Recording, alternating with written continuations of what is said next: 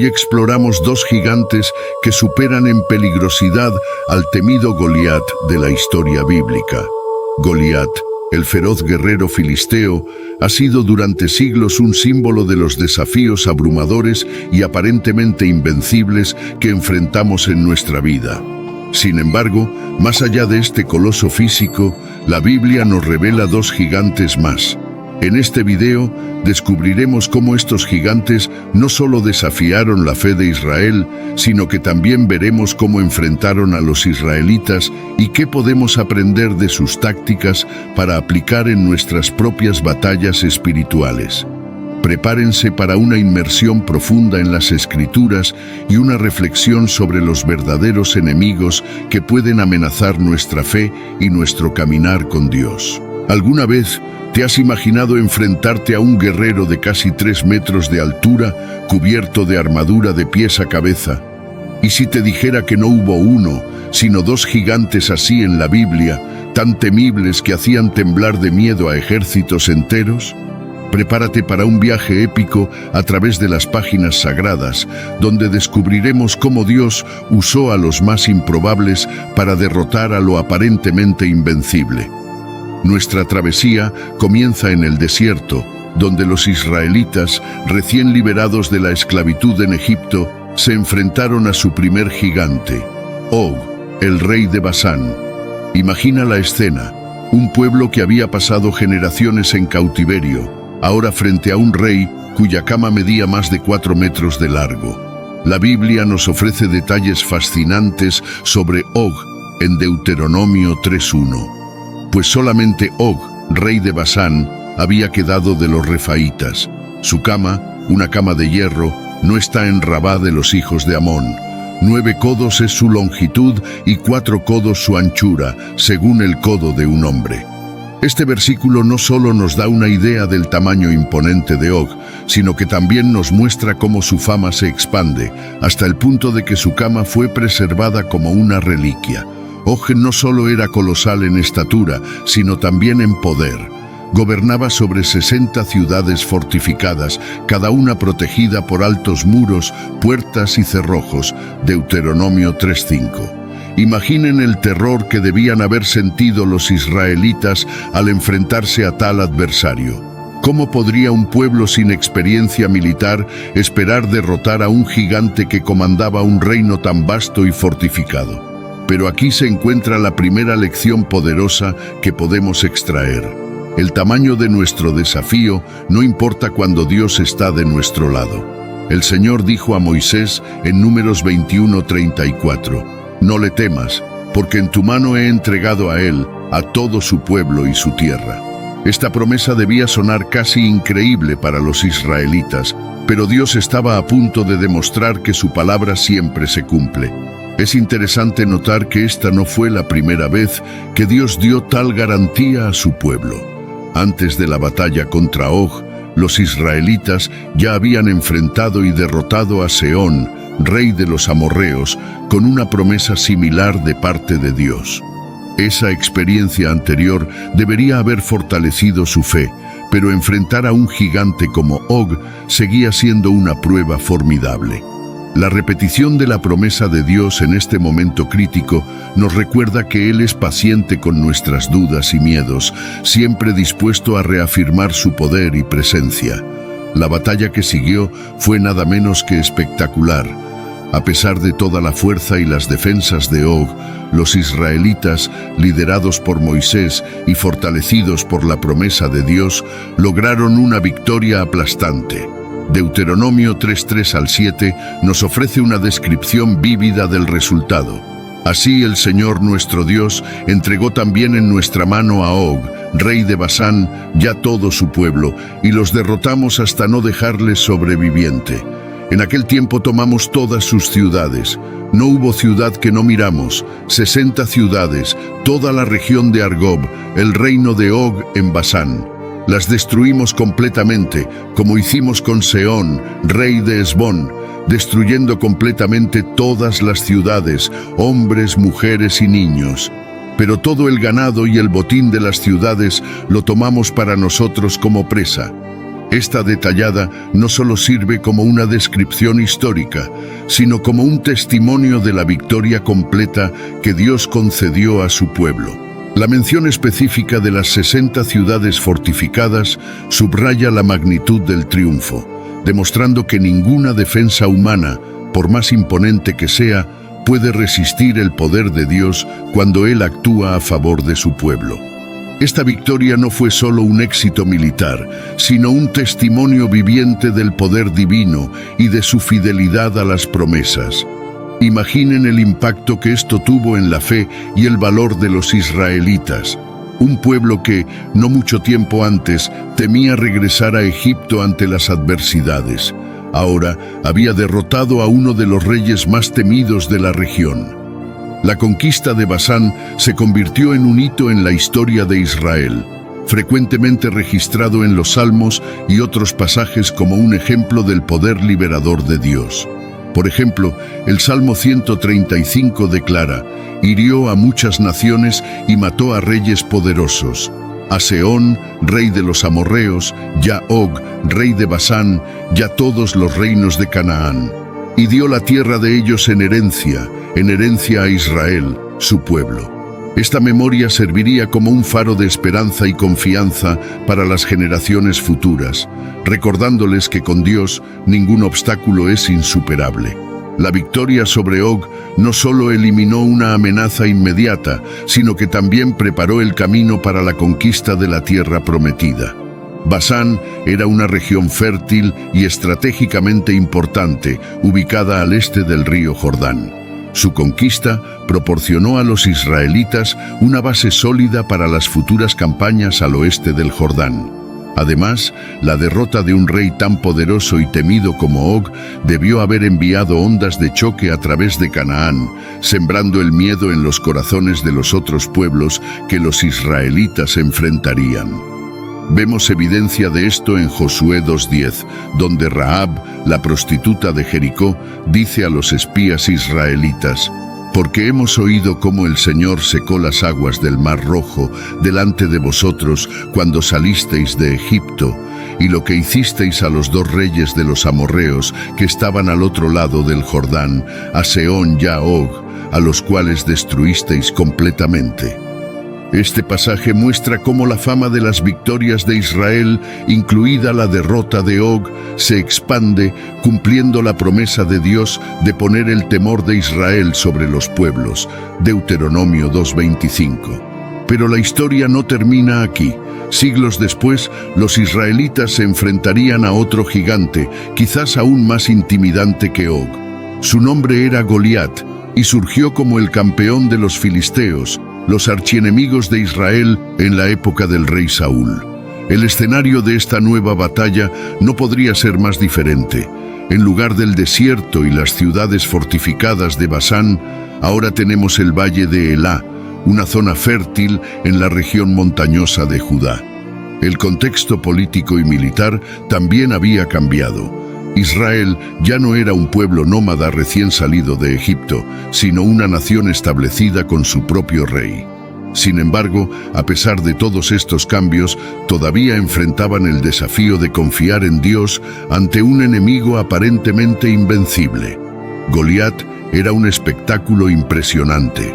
La Biblia nos ofrece una descripción detallada en 1 de Samuel 17, 4-7. Entonces salió del campamento de los filisteos un guerrero llamado Goliat, de Gat, cuya altura era de 6 codos y un palmo. Llevaba en la cabeza un casco de bronce, vestía una coraza de escamas que pesaba 5000 siclos de bronce. En las piernas llevaba grebas de bronce y una jabalina de bronce entre los hombros. El asta de su lanza era como un rodillo de telar, y la punta de su lanza pesaba 600 siclos, de hierro, y su escudero iba delante de él. Pausamos un momento para considerar estas medidas. 6 codos y un palmo equivalen a aproximadamente 2 metros con 90 centímetros. La coraza que Goliat vestía pesaba alrededor de 57 kilogramos, más que muchas personas adultas. Su lanza era descrita como un rodillo de telar, con una punta de hierro que pesaba aproximadamente 7 kilogramos. Goliat no era solo un gigante, sino una fortaleza ambulante. Durante 40 días, Goliat desafió a los ejércitos de Israel, burlándose de ellos y de su Dios.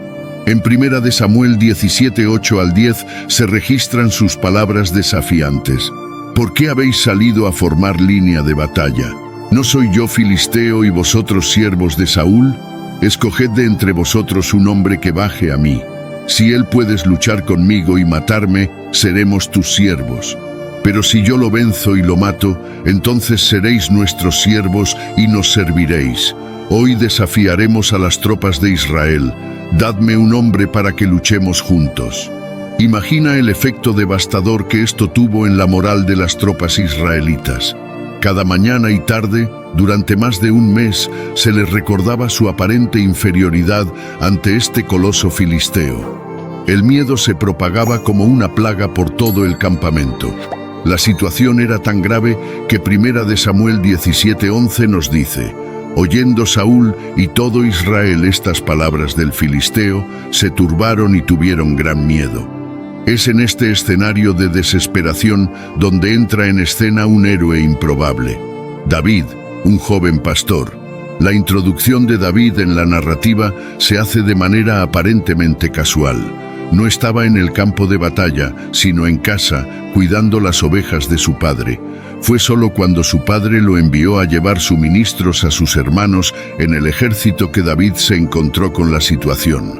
1 Samuel 17:20 al 22 nos dice: David se levantó de madrugada, dejó las ovejas al cuidado de un guarda, tomó la carga y partió como Isaí le había ordenado.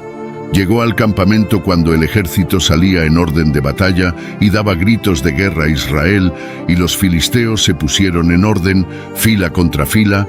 David dejó su carga al cuidado del guardián del equipaje, corrió a las filas y saludó a sus hermanos. Esta escena enfatiza el contraste entre David y los soldados experimentados. Mientras ellos se preparaban para la batalla con gritos de guerra, David llegaba como un simple mensajero, ajeno al terror que dominaba el campamento. Cuando todos los guerreros experimentados temblaban de miedo, este joven, movido por una fe inquebrantable, se ofreció para enfrentar a Goliat. La reacción inicial de David al desafío de Goliat es reveladora. 1 de Samuel 17:26 registra sus palabras. Entonces habló David a los hombres que estaban junto a él, diciendo: ¿qué harán al hombre que mate a este filisteo y bastante el oprobio de Israel? ¿Quién es este filisteo incircunciso para que desafíe a los ejércitos del Dios viviente? Observa cómo la perspectiva de David es radicalmente diferente a la de los soldados. Donde ellos veían a un gigante invencible, David veía solo a un filisteo incircunciso que osaba desafiar al Dios viviente. Esta diferencia de perspectiva es crucial para entender el valor de David. Su confianza no estaba en su propia fuerza o habilidad, sino en la fidelidad y poder de Dios. La oferta de David para luchar contra Goliat fue inicialmente recibida con escepticismo e incluso desprecio. Su propio hermano Eliab lo acusó de arrogancia e irresponsabilidad. 1 de Samuel 17:28. El rey Saúl, cuando finalmente accedió a dejar que David luchara, intentó vestirlo con su propia armadura. Un gesto que, aunque bien intencionado, demostraba una falta de comprensión de la verdadera fuente de fuerza de David. La negativa de David a usar la armadura, 1 de Samuel 17:39, no fue solo una cuestión de comodidad física, sino una declaración de fe. Estaba confiando no en la protección humana, sino en la protección divina. Las palabras de David a Saúl en 1 de Samuel 17:37 encapsulan su confianza. El Señor que me libró de las garras del león y del oso, Él me librará de la mano de este filisteo. Y Saúl respondió a David: Ve, y el Señor está contigo. El enfrentamiento entre David y Goliat es uno de los momentos más dramáticos e inspiradores de la historia bíblica.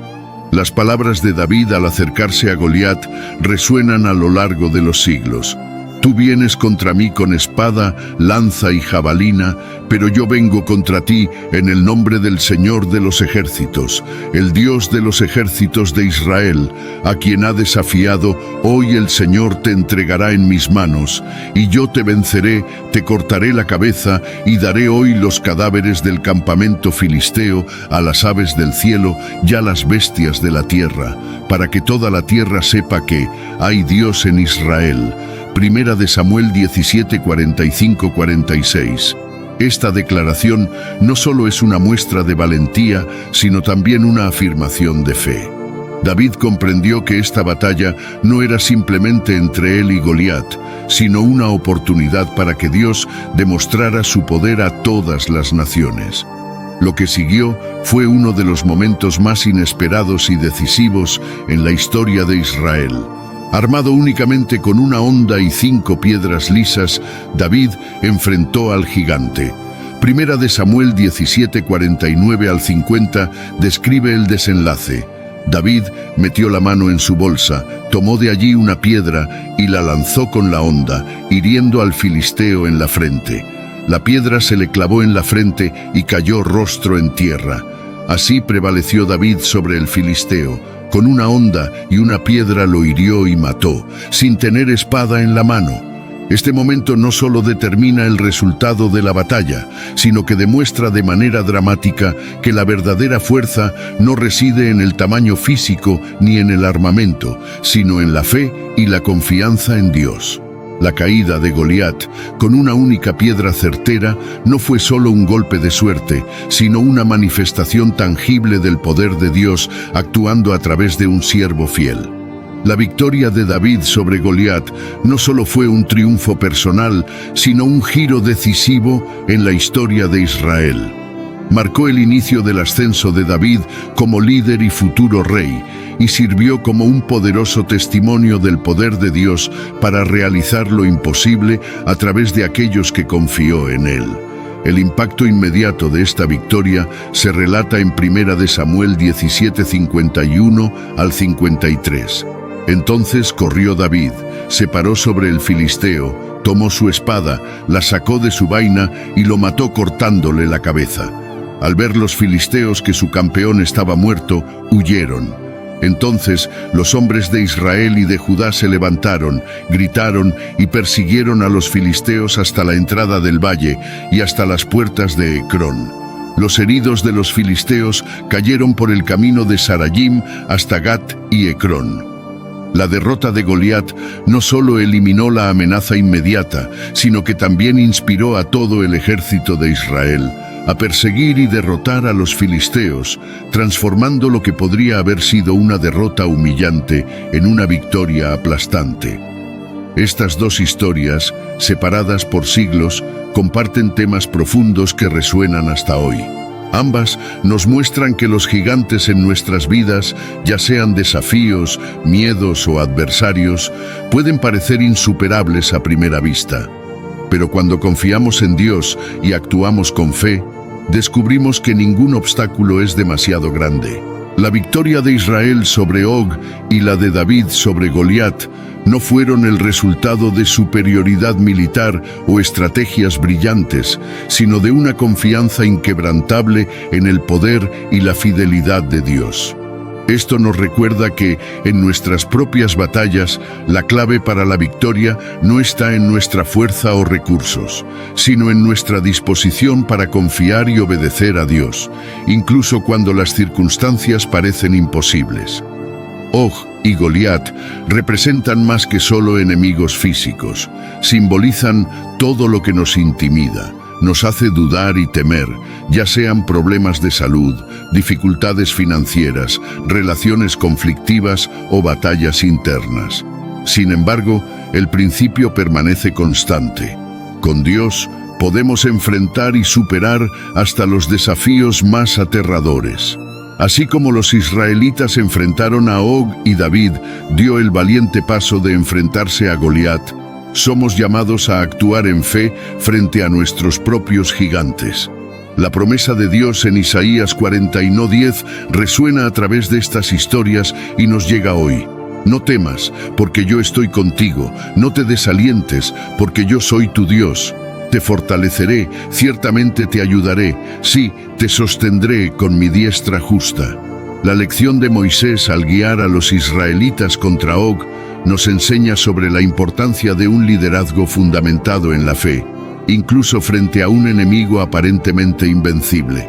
Moisés confió en la promesa de Dios e inspiró al pueblo a hacer lo mismo. Esto nos recuerda que, como líderes en nuestras propias esferas de influencia, nuestra confianza en Dios puede motivar a otros a enfrentar sus propios gigantes. El liderazgo de Moisés, en este momento crítico, no se basó en su propia fuerza o sabiduría, sino en su disposición a confiar y obedecer a Dios.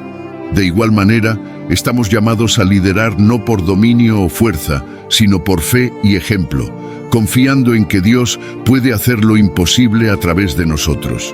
Por otro lado, la historia de David y Goliat ilustra cómo Dios frecuentemente elige a los improbables para cumplir sus propósitos. David no era un guerrero entrenador, sino un joven pastor. Sin embargo, su fe y valentía lo convirtieron en el héroe que Israel necesitaba en ese momento. Esto nos anima a no subestimar nuestro potencial cuando estamos alineados con los propósitos de Dios. Como escribe Pablo en 1 Corintios 1:27 al 29.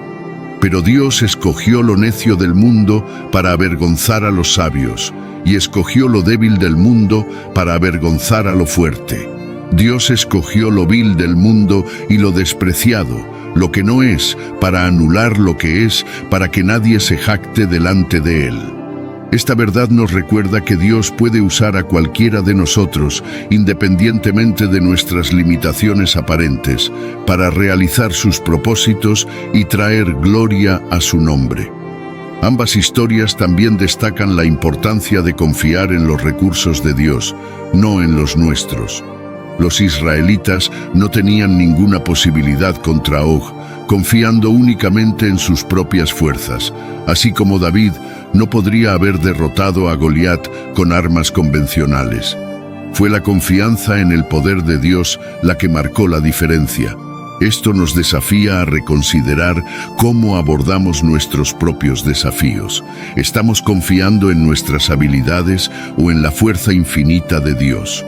El apóstol Pablo captó esta verdad en 2 Corintios 12, 9 y 10 cuando escribió: «Pero él me dijo, te basta mi gracia, porque mi poder se perfecciona en la debilidad.